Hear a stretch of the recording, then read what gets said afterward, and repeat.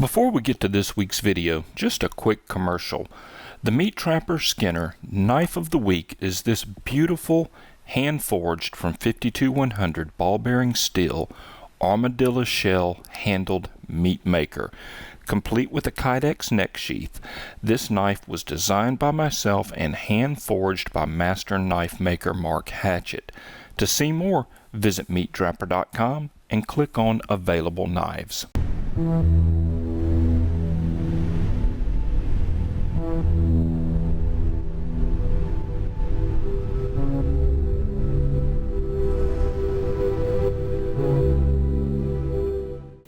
Hey fellas, Meat Trapper here, and today I'm going to talk game cameras.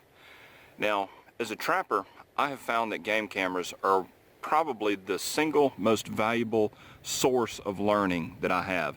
When I come back to a set and the trap is triggered or something's disturbed but there's no animal there, you start thinking in your head what happened, and you start trying to look at the sign and look at everything around and figure out what happened. But really, you don't know. And so I started using game cameras to monitor my sets. And what was interesting is I figured out that I was missing stuff, because I would come back, the set would have been worked and there was nothing on the camera. Sometimes I even had a catch and there was nothing on the camera. This was especially true with water-based animals. So recently I decided to do some testing of different cameras head-to-head, side-by-side. So I took a Reconyx Hyperfire, which is a very nice, very expensive camera, and Ace, thank you very much for the camera. I appreciate that very much, and you know who you are, buddy. And I put it side by side to a brand new, right out of the box, Stealth Cam G42 night flash, and also a Browning Sub-Micro that was also brand new, right out of the box. And I'll let the results speak for themselves. But if you're into game cameras, I think you may want to take a look at this video, and it may give you some food for thought. Now, the first series is a fox visiting a mock set that I made. Now, the Stealth Cam picked the fox up. You can see him in the lower left-hand corner here. You can see the camera activated, and the camera did catch him. But I want you to look at this frame where you see the blur. Now compare that with the Reconyx. This is the same set at the same time. The timestamps are off just by a few minutes because that's the way I had the cam set, but look at the difference in the clarity and the quality of the pictures. If you were using this for security purposes, the difference in clarity of picture is the difference between a conviction in court and a perpetrator who remains unidentified. With the Reconyx, you can clearly see exactly where the fox placed his feet, and this is critical in troubleshooting your trapping efforts.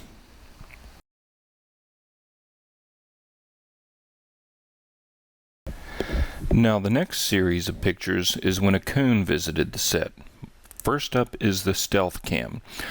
Now you can see the Stealth Cam is telling me that there was a coon that visited the set. I get some pretty good images of him, but compare it to the Reconyx. The first thing you're going to notice once again is the clarity of the images. You'll notice how many more images that I get with the Reconyx because its trigger speed is so much faster. Once again, as far as trapping is concerned, you're going to be able to look at these pictures, zoom in on them, and see exactly where that coon placed his feet. This is critical when it comes to troubleshooting your trapping efforts.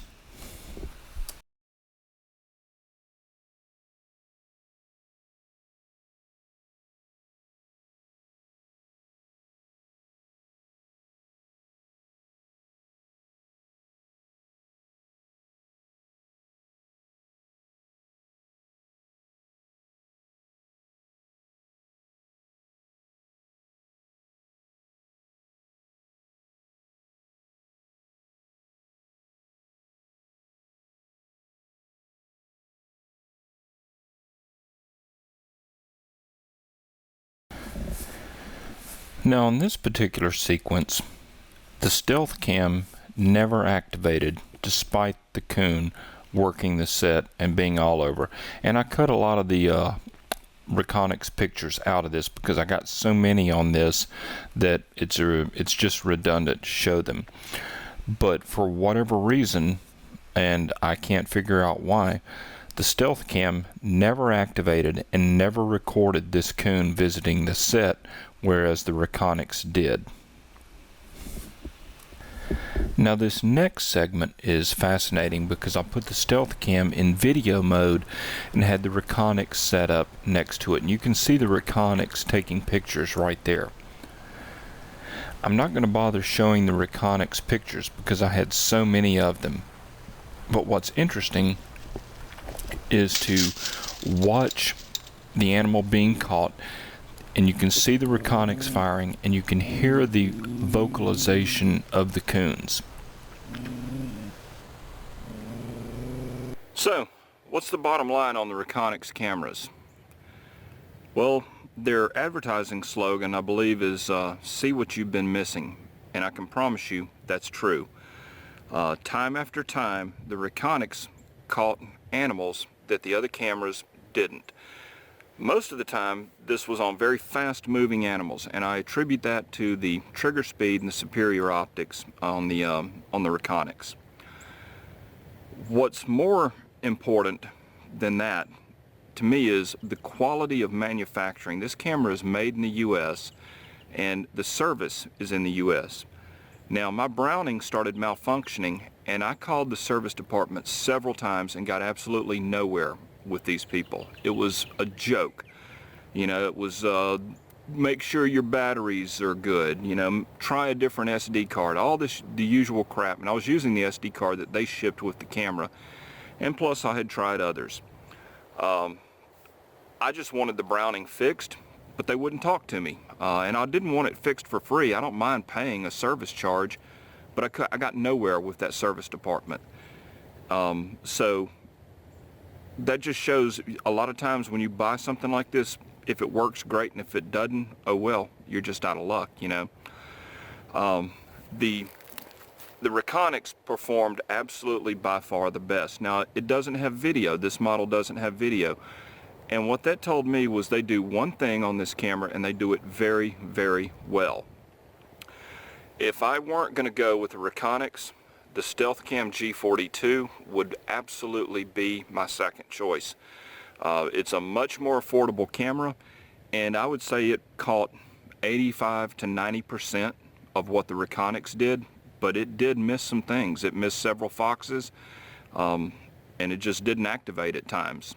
So it really, to me, it comes down to how important is it that you capture your images. If you're just watching a green field and you want to see what kind of big bucks walk by over a 2 or 3 month period, you could go with a stealth cam, in my opinion. And when a deer walks by, that's a big target, and if he comes by once, he's probably going to come by more than once. On the other hand, when I'm watching a set, I may not have that animal come back and avoid my set in the same way. So to me, it's critical to get every image. It's critical to know what was going on because I'm trying to learn. I'm not just watching and seeing what neat pictures I get or what big deer walk by. I'm actually trying to learn and see what an animal does when it approaches the set and how it works the set. And if I miss the animal entirely, then I've missed the opportunity to learn. I think my next purchase is going to be one of the higher model Reconyx that actually does video, and I think that's going to be very interesting to see, so stay tuned. Anyway, I hope this was useful, and if you're thinking about buying one of these cameras, I give it 5 stars and I say go for it. Thanks for watching. We'll see you next time.